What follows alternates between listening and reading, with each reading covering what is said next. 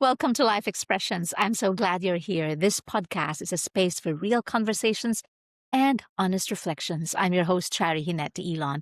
Before I continue, I'd like to invite you to please hit the subscribe or follow button because that will support Life Expressions and this will keep the podcast going. Today, I'm very glad to have with me a leader who is inspiring other young women to become the best version of themselves. Please welcome to the podcast, Joefin. Hi, Sherry. Thanks for having me here. It is my pleasure. Joefin, please tell us about yourself. So I am a sexual health educator and a reproductive spectrum doula in the community. And both of this I do through my organization, Orukuti Community Society, or OKC. And I'm really here to fill in the gap of sexual and reproductive health for people with multiple marginalized identities.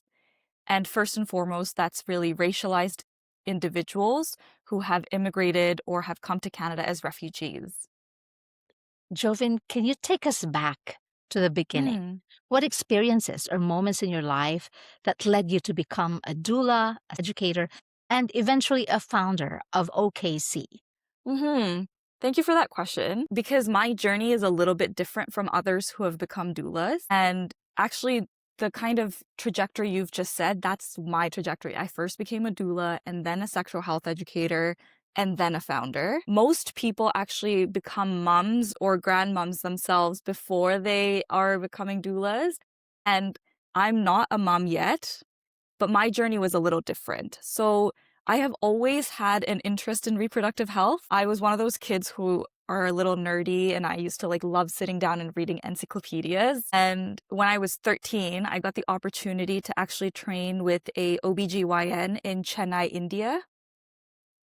And she's a brilliant physician. In India, she does the sort of pulling together science and evidence-based research and whatnot and practices with practical, culturally safe, and, for the context of Chennai, Tamil Nadu, and the people that she's serving, she would only deliver the material that she is doing in that sort of a way where it's not too hard for them to grasp, but it is still teaching them what they need to know. So I learned how to support pregnant people and newly postpartum people right then.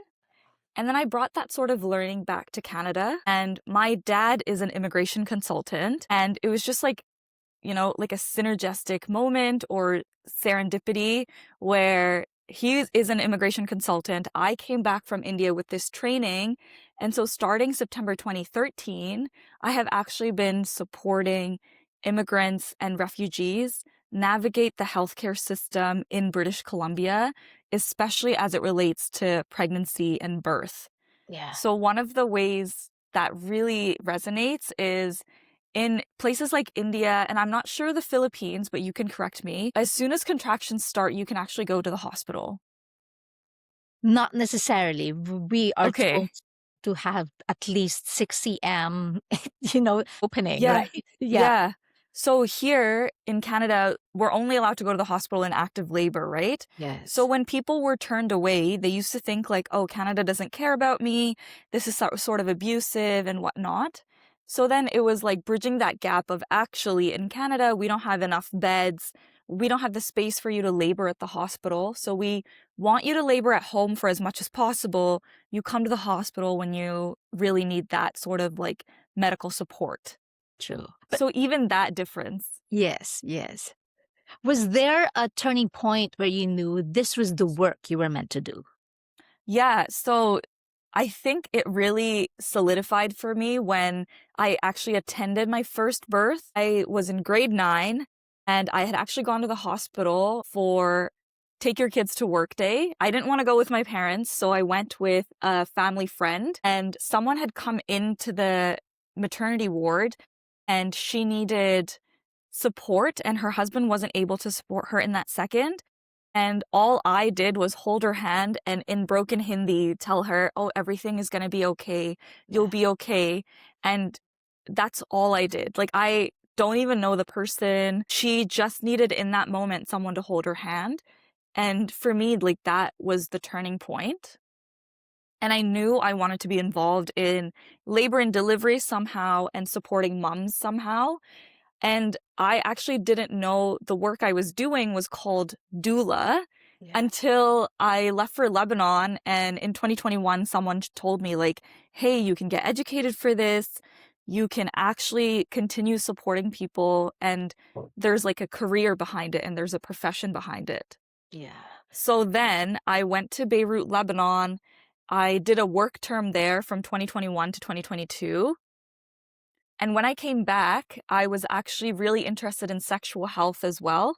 Mhm. So I did something called a sexual attitudes reassessment training. And this was again with a brilliant scholar. Their name is Bianca Laureano. They're the founder of Anti-Up. And I actually don't know if you have worked with Salal Sexual Violence Support Center.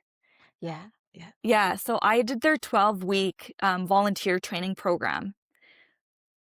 So the combination of that is what really set me on the journey of sexual health as well. Yes. And I supported sexual violence survivors from December 2022 till, what was it, April 2024. Okay. Yes. So what I also realized in that experience was the gap people have in their sexual health education and, for example, consent education, right? So then I finished up my undergraduate studies, and in the gap of thinking about what kind of a profession do I want to set as my career path, I was like, okay, I need to train as a sexual health educator and a doula. And I actually did both of them together starting April 2024. So the SHEC training is through Options for Sexual Health BC, Mhm. and I became a doula through doula school. And you're done now with the training for both.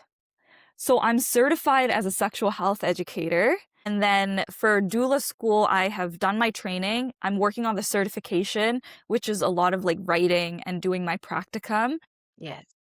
which is actually like working with clients in real life, which I had the community experience, but it's a little bit different when you're actually working with clientele, aren't just someone who is looking for your help, but are looking to really have that comprehensive care that a doula can provide.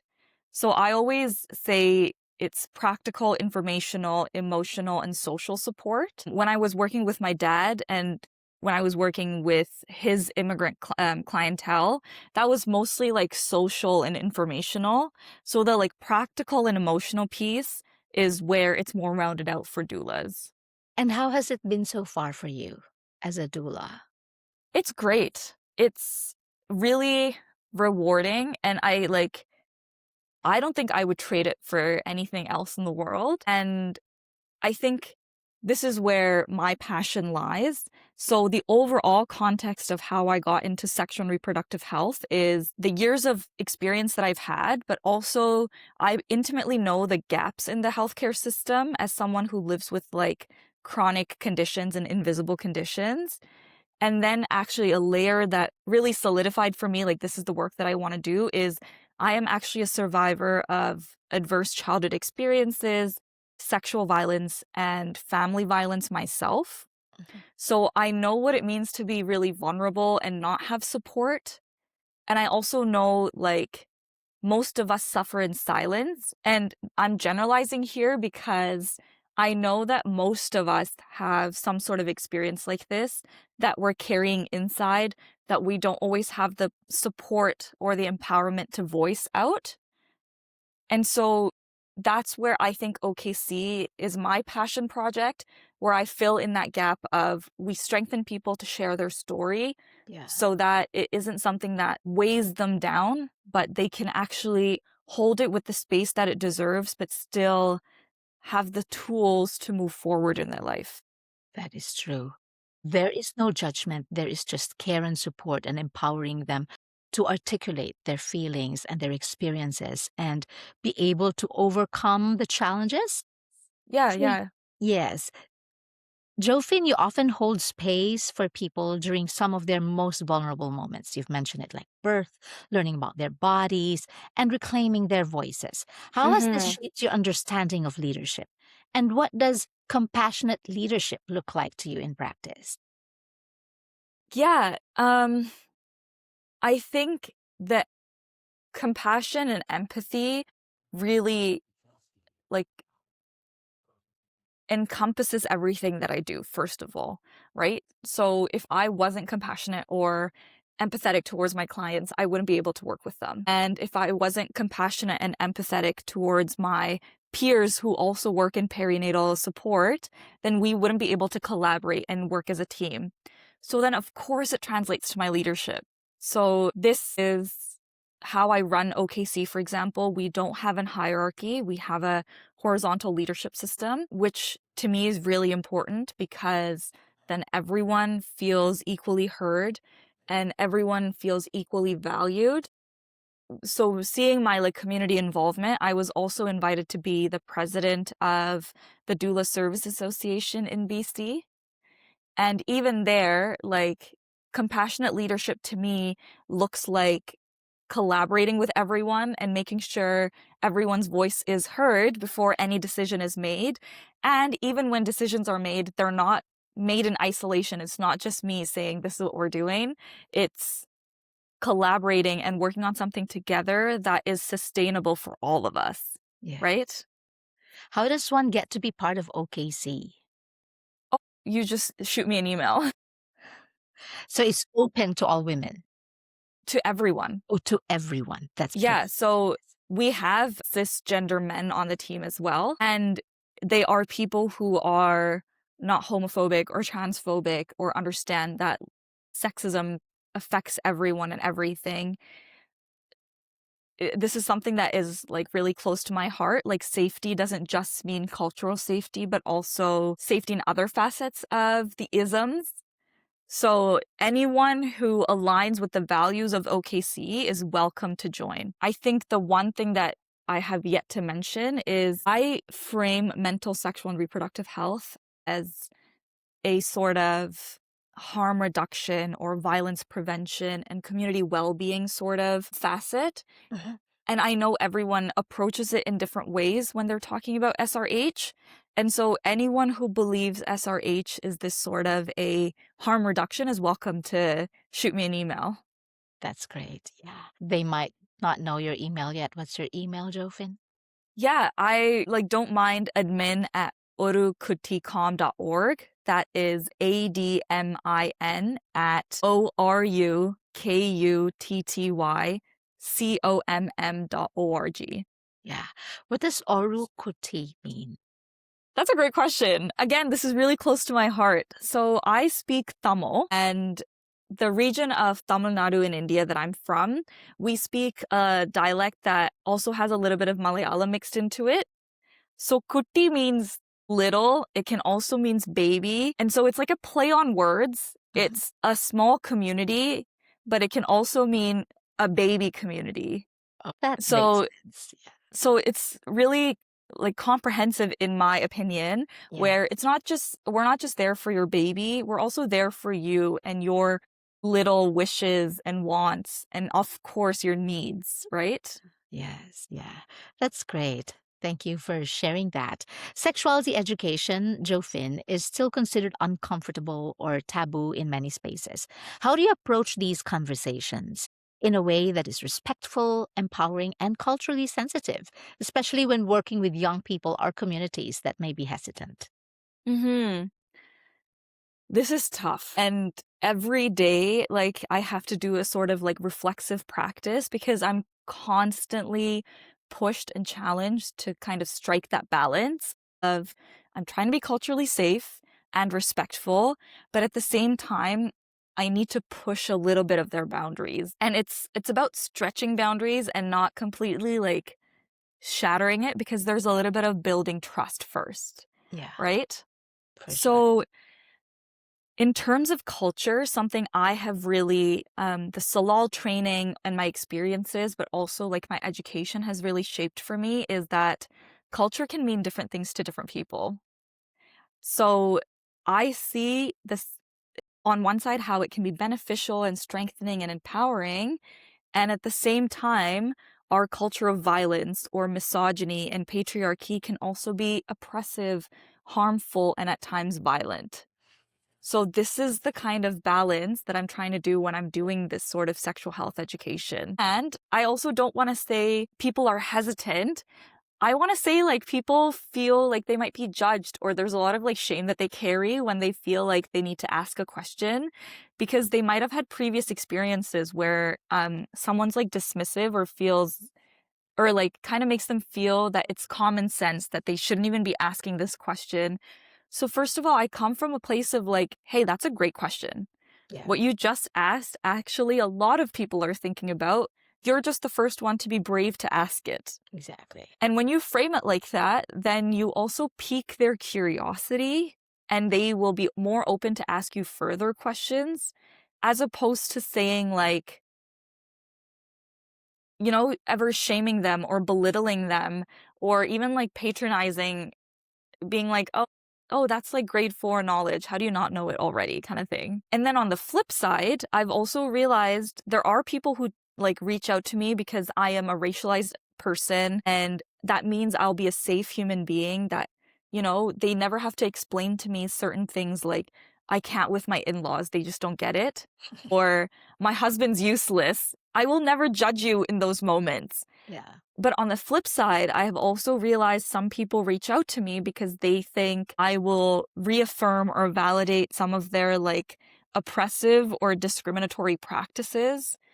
For example, like the most recent thing that I have bumped up against is people having like different dinnerware, cutlery, or cups for home and for other people, and they believe that that is culture, but that is actually segregation, it's untouchability, and it's actually a racist practice that is rooted in white supremacy, where they see other people coming into their home as the help, Mm. and so they want family things and non-family things. Yeah. And so in spaces like that, like I need to first figure out my safety. Can I bring this up with them, and will they listen? Versus like if I bring this up and is that unsafe for me, will I get into a like conversation with them that feels harmful for me? Yeah. And stuff like that actually still translates to SRH education. There might be things that we have taken on as culture, as religion, as spirituality, for example. And really, you need to like deconstruct some of those things and relearn it.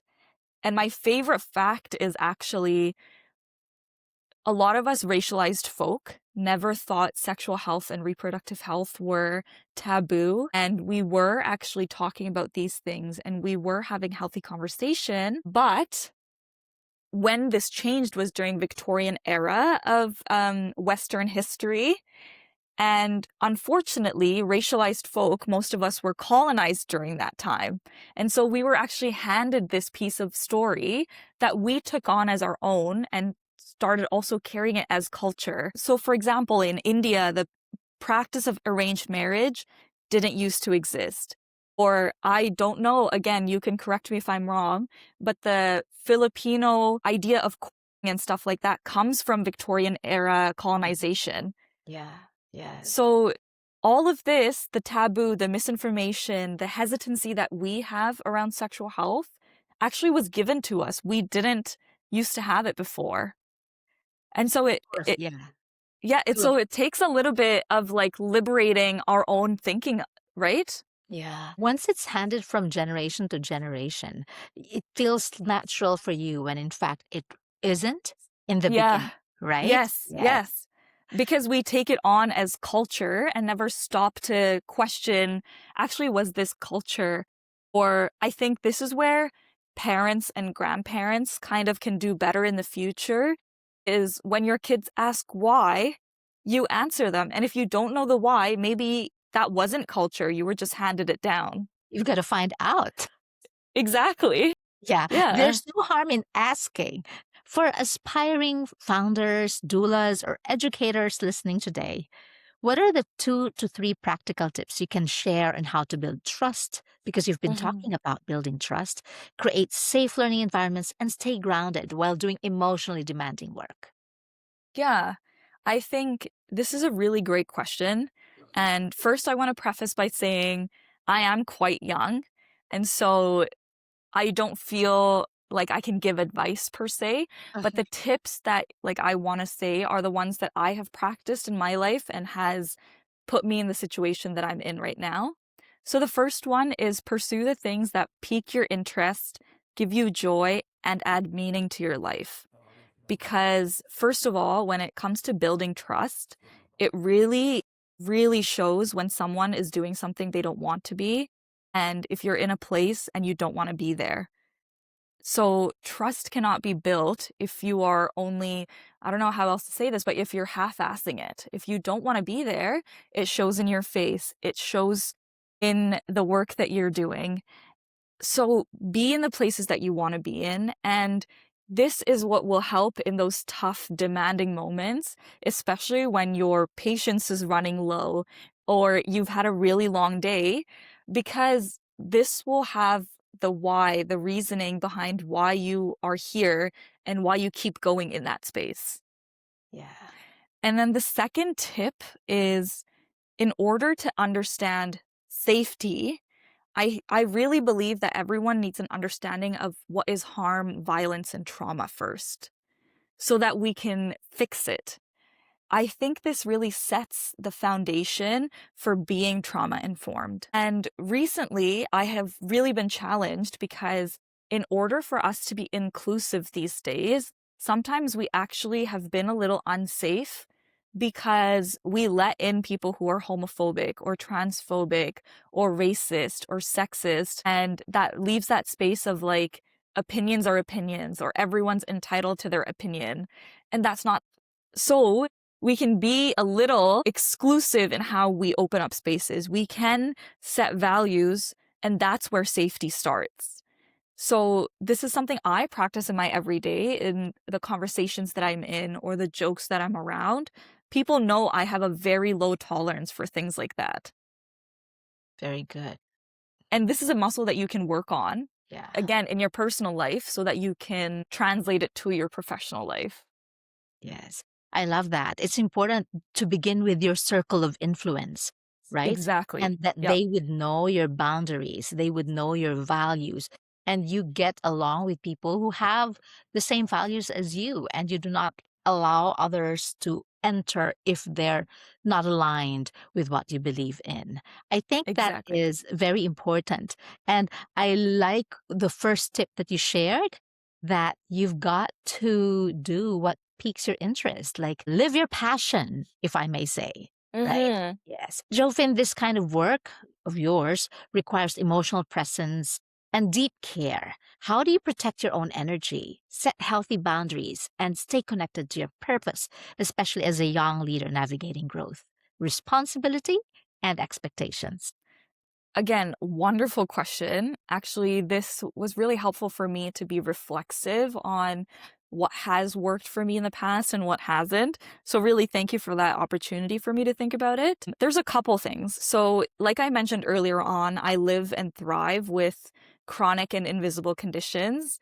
So, I have physical boundaries. I don't want to say like my body punishes me, but my body will shut down if I push those physical boundaries. And so I have really been practicing, I would say since COVID. You know, like when they say on an airplane, put your oxygen mask first before Yes. you, it's that. So I am actually no use to anyone, and it might be harmful to others if I overexert myself, if I'm overtired and I'm still going and working with people in their most vulnerable times. So it is about me taking care of myself before I can take care of others, because I wouldn't be able to do care work if that was the case. So my friends know, for example, not to text me after like 9:30 p.m. because I'm not responding. I sleep 8 to 10 hours a night every night. The only nights I will compromise that is if there's a labor or birth and I'm going to that. And even then, I come back and I make sure to rest to compensate for the loss of sleep. Another thing is, like, in this current world of diet culture and things like that we live in, I never compromise on 3 meals and snacks. I will always eat well. And this might be so, like, moronic, or, you know, like, something elders have passed on is staying hydrated. Yeah. So you will always see me with a water bottle that's at least a liter. So this is like physical things. And Yeah. then, like I said, my tips come from what do I do? So the first thing is I stay connected to my purpose by coming back to the whys of running OKC. And OKC is literally an external representation of everything that I actually really care about and the things that I want to be doing and the sort of world that I want to create. And I am modeling that by living the truth that I have. Yeah. And so I wouldn't be able to do it if I was inauthentic to myself. And so that's a boundary. And this is the next piece. When you said expectations, I actually have a little bit of a qualm with that word because as a young person, everyone has expectations of you. And so actually, as a young person speaking to other young people, I would say the best boundary that I have and what has put me on the right path of what is actually what I want to do is not taking on others' expectations for me. Because this is how you accidentally end up in places that you don't want to be, whether that's events that you don't want to be at or like a lifelong career that you don't want to do. That's I right. know that comes from a place of privilege because, for example, a part of my journey is I have now moved out of my home. I've gone no contact. This is actually something I've shared with many people, and I understand not every young person has that sort of privilege.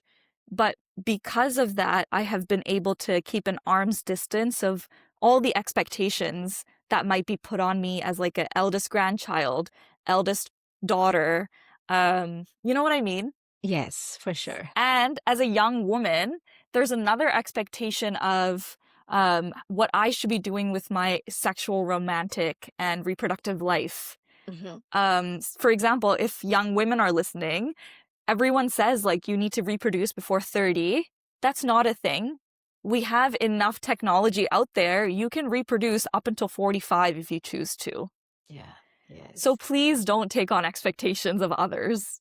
Yeah. Manage expectations. What's important is you're true to yourself, like the fact that you mentioned self care is very important. And I'm an advocate for that as well, because you cannot give what you don't have, right? Especially when Exactly. you care for other people. If you don't know how to care for yourself, how can you care for other people? That's what mothers do, caring for others. And so care for yourself first. And Mm-hmm. when you mentioned that you manage expectations, you make sure that you take care of your physical being and emotional being. That is very important. Of That is course. why Yeah. you do great work. Thank you. Yes, this has been a lovely conversation, Joefin. Thank you so much.